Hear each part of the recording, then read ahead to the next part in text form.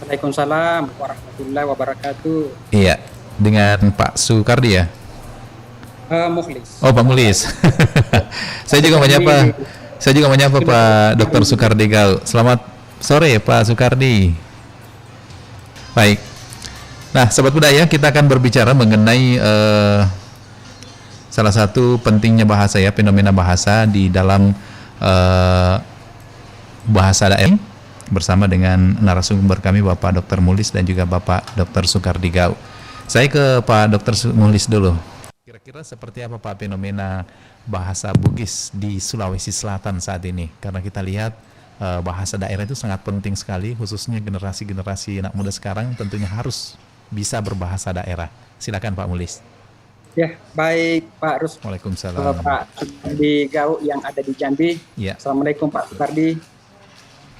Pak Ruslan, sebelum saya menjawab, saya ya, juga menyapa ada kawan ya. yang jaringannya hari ini sampai ke Malaysia, Selangor. Wah, alhamdulillah.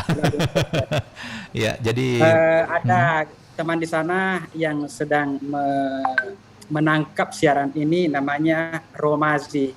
ya, Dari Citra Ugi Selangor, Malaysia. dia menyaksikan Salam lewat dari streaming ya. Makassar, Pak. Iya, baik. Iya, ya, salam dari Makassar.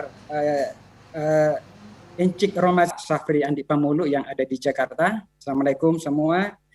Dan tentu saja para Ya, mahasiswa daerah yang juga sedang on pada kesempatan ini. ya, Baik Pak Lukman, baik mengenai situasi bahasa daerah pada sekarang ini di ya, selatan. ya, betul. Ya, saya coba mengutip hasil riset yang ada Ya, di tahun 2013, khusus untuk bahasa Bugis itu sudah dilakukan riset bagaimana kemampuan bertahan bahasa Bugis pada saat itu. Dari sebuah hasil penelitian menyebutkan bahwa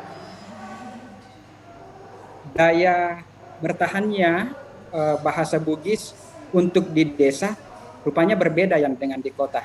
ya, Jadi yang di kota itu seperti kota Watampone, kemudian di kota Sopeng, kota Sidrap, bahkan kota Makassar, ya, diakumulasi semuanya itu.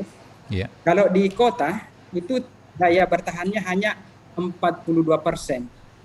Jadi asumsinya kalau ada 100 orang yang suami Bugis, ya, istrinya pun Bugis. Rupanya hanya yang menggunakan bahasa Bugis itu hanya 42 orang saja dari 100. iya, Ya.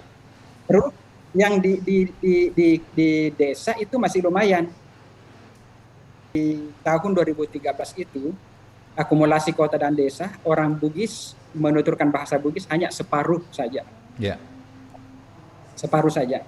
Nah, data yang terbaru, baru saja saya terima dari Pak Safri Pamulu, ini sedikit lebih umum, yakni penggunaan bahasa ibu oleh orang Bugis Makassar, Toraja, dan Mandar. Ini secara khusus di Sulawesi Selatan, di survei. Jadi terima kasih datanya Pak Safri. ya, Diakumulasi seluruh wilayah yang di daerah diteliti, yakni Mandar Toraja itu kalau diakumulasi masih ada 42% yang menggunakan dalam kategori fasih atau sangat lancar. ya, Ada 30 yang mengaku lancar. Ya.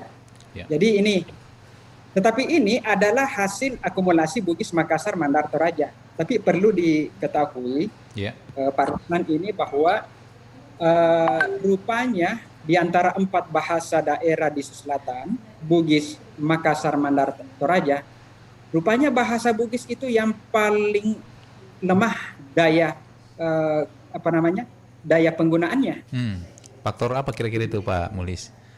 Boleh jadi juga karena memang tidak ada pembiasaan di dalam rumah tangga, terutama.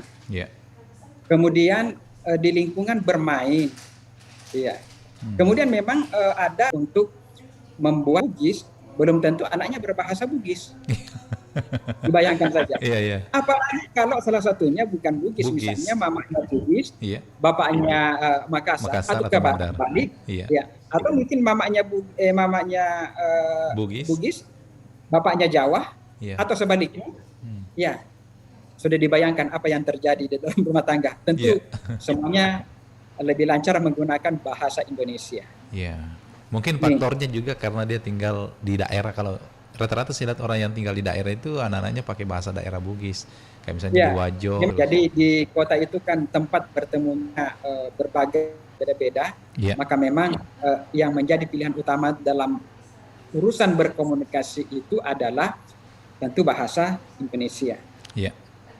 Kemudian juga, justru ada yang lebih menarik kalau dibandingkan dengan seselatan dengan luar seselatan. Nanti dipertegas oleh Pak Soekardi. Iya.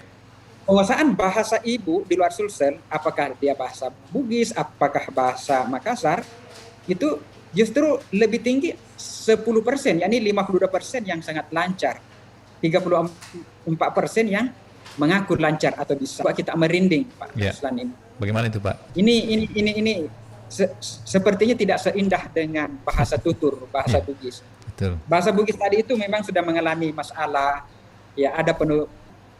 Di Sulawesi Selatan saja hasil survei itu dilakukan Pak, Mulus ya. ya, membaca, Iya, membaca. membaca Iya. itu. Hmm. Nah, tetapi kebalik untuk yang di luar Sulsel, Iya. kemampuan membacanya Iya. 31% yang mengaku mampu, tetapi tidak lancar. Hmm. Itulah fenomena sampai hari ini yang kita bisa baca mengenai tingkat misalnya Mak Badong, Mak Badong. ya,